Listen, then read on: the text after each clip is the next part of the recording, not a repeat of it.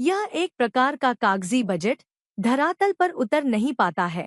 रोजगार और किसान पर ज्यादा फोकस नहीं किया गया है, वहीं स्वास्थ्य और शिक्षा पर भी कोई ध्यान नहीं दिया गया है।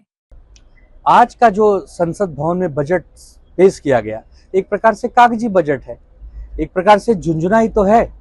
हम हमारे देश में रहने वाले लाखों करोड़ों घरों में अगर खुशियां नहीं दे सकते, हम उत्तम स्वास्थ्य की व्यवस्था नहीं कर सकते, हम उत्तम शिक्षा की व्यवस्था नहीं कर सकते। आज भी अगर हमारे घर में टमाटर खेत से निकल कर आने में 100 रुपए से ज्यादा की लागत हमें देनी पड़ रही है, तो ये काहे का बजट है?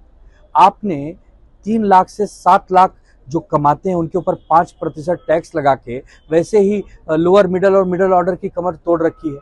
तो ये कैसा बजट है?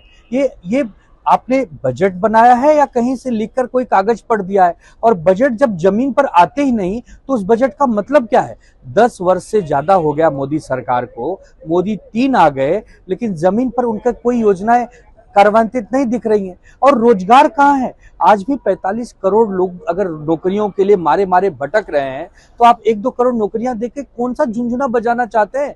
आप किसानों के लिए क्या करना चाहते हैं? अगर किसान की मेहनत और किसान की लागत का उसको मिलेगा नहीं और किसान की आमदनी बढ़ेगी नहीं तो उसके जीवन में खुशी आएगी नहीं। हम हमेशा कहते हैं कि हमारे देश में आज की स्थिति है कि आमदनी अठन्नी और खर्चा रुपया।